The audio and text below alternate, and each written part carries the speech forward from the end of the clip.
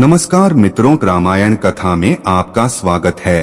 आज हम आपको एक ऐसी कहानी सुनाएंगे जो आपने शायद ही कभी सुनी होगी।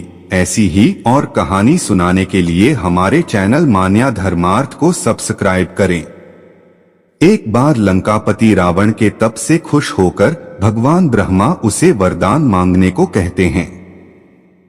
रावण उनसे अमर होने का वरदान मांगता है।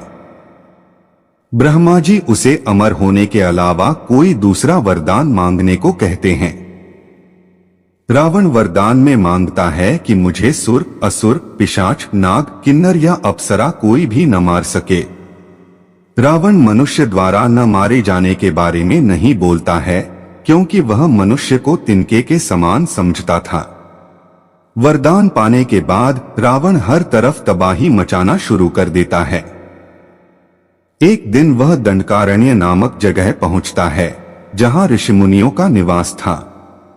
रावण को ऋषिमुनियों को मारना उचित नहीं लगा, लेकिन वो उन ऋषिमुनियों के रक्त को एक कमंडल में भरकर साथ ले जाता है। वह कमंडल गृत्समद ऋषि का था, जो पुत्री की लालसा में माता लक्ष्मी से प्रार्थना करते थे कि वह उनके घर पुत्री के रूप में जन्म लें। इसके लिए गृत्समद ऋषि रोजाना पूजा पाठ के दौरान पवित्र मंत्र पढ़कर दूध की कुछ बूंदें कमंडल में डाला करते थे, जिसमें रावण रक्त भरकर अपने साथ ले गया था। रावण कमंडल को लंका ले गया और वह पहुंचकर कमंडल अपनी पत्नी मंदोदरी को देकर कहता है, यह विषैले रक्त से भरा है, इसे संभाल कर रखना और किसी को मत देना। कुछ दिन बाद विहार के लिए रावण किसी पर्वत पर चला जाता है। मंदोदरी को इस तरह रावण का जाना अच्छा नहीं लगता है। वो मृत्यु प्राप्त करने के लिए कमंडल में भरे विष का पान कर लेती है। कमंडल के रक्त को पीने के कुछ समय बाद मंदोदरी गर्भवती हो जाती है। गर्भवती होने के बाद मंदोदरी घबरा जाती है कि महल में मौजूद अन्य लोग उसके बारे में क्या सोचेंगे।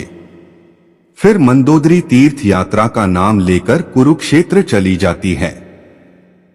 वहां मंदोदरी एक बच्ची को जन्म देती है, लेकिन लोकलाज के चलते वो उसे एक कलश में रखकर जमीन में दफना देती है। कुछ दिनों बाद राजा जनक भी कुरुक्षेत्र जाते हैं। जब वह जमीन में हल चलाते हैं तो उन्हें वहां कलश मिलता है, जिसमें मंदोदरी ने बच्ची को रखा था। बच्ची को कलश से निकालते ही आसमान से फूलों की वर्षा होने लगती है और साथ में आकाशवाणी भी होती है।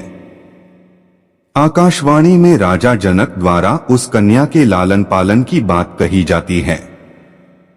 हल के आगे का नुकीला भाग से टकराने की वजह से कलश मिला था, इसलिए राजा जनक ने कन्या का नाम सीता रखा।